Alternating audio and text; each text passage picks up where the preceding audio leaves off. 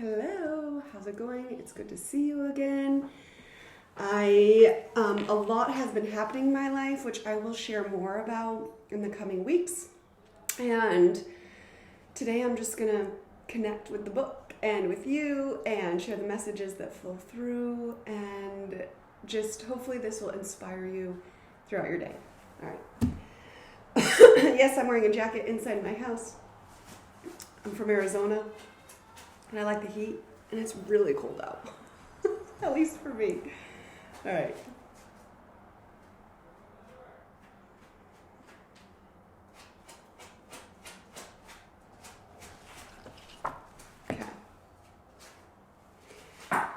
Okay. So,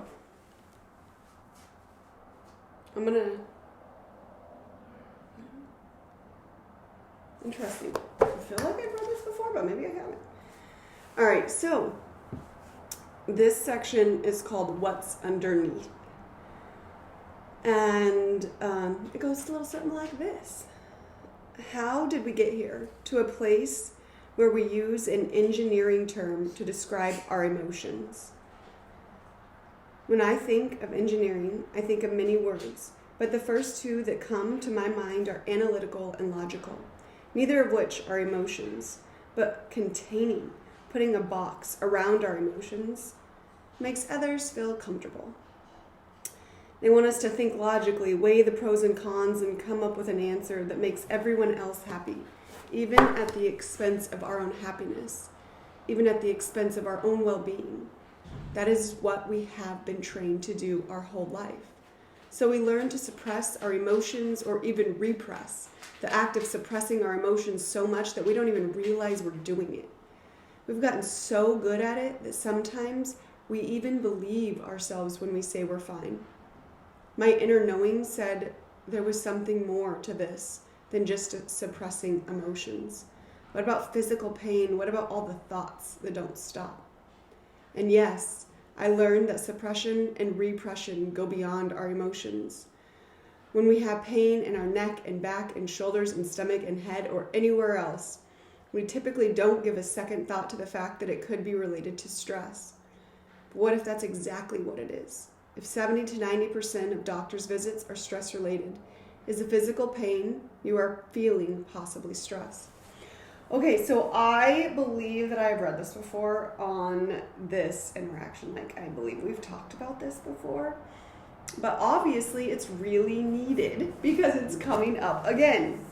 And so let me just backtrack for a second. So when I say we use an engineering term to describe our emotions, what I mean by that is there's a book by Clara McLaren, and it's called The Language of Emotions. It's over there. And it's a book about this thick, and a good book about how to relate to your emotions and giving meaning to your emotions. And she says, the word stress that we use doesn't even come from our emotional vocabulary. It comes from the world of physics and engineering, which means a force or a push or a pull on something. And so we use this word stress to describe how we feel.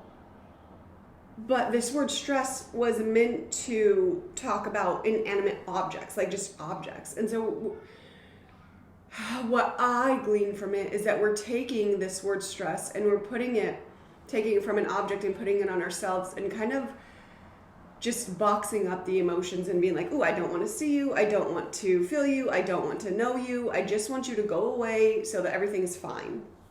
And P.S., that's not the way that it works.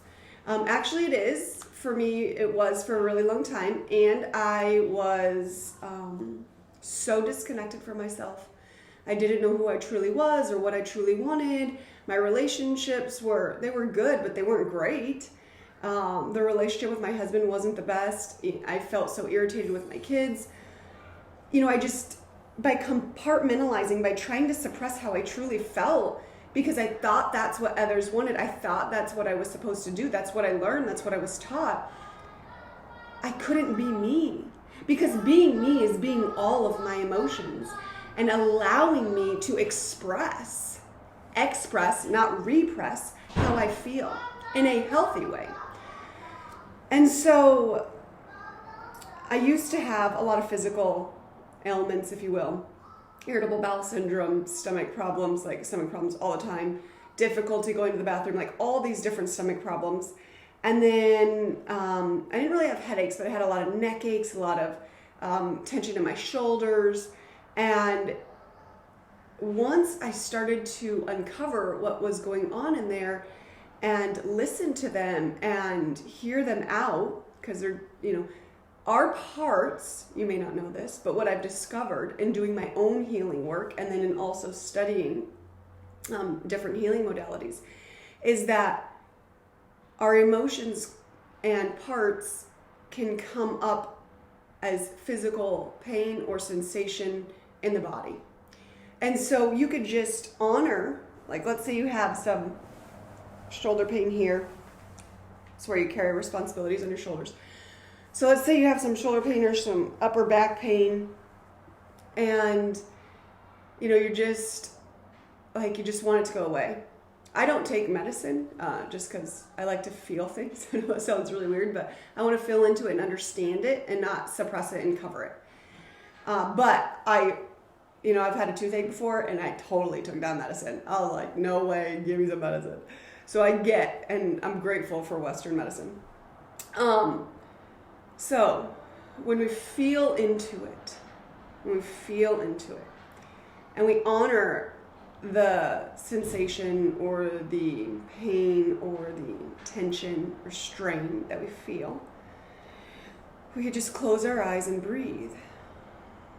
Just breathe into it. And what I want you to imagine as you close your eyes and breathe is just imagine that the breath you breathe in through your nose goes to that spot in your body, and it's kind of like soothing it and giving it extra oxygen, and then just blow out your mouth, letting it all go, letting it all go, letting it all go. And then again, breathe in and comfort. Use this breath to comfort that space, to wrap it and to hold it, and just to be with it, and then release out of your mouth and just let it go, and let it go, and let it go. And just take a deep breath in and a deep breath out. And just ask, what would you like me to know? What do you need me to know? And listen. It's incredible what we can learn from our bodies. Every single thing that we need to know, that we want to know, is within us. It's all within us. When you're ready, you can open your eyes and just know that you know what you need. There's one person who knows what you need, and it's you. And it's within you. And if you have any questions, and if it feels uncomfortable, or you don't, you're like, oh, I don't want to do that, or I don't like what I'm hearing, then guess what? Don't listen, right? It's that simple. You have the choice. But what I've learned is that when I listen, and I listen from a place of compassion and curiosity and love, then those parts of me, they feel comfortable sharing because they've never been able to express or share before. So don't suppress it, express it. All right, have a wonderful day. Bye-bye.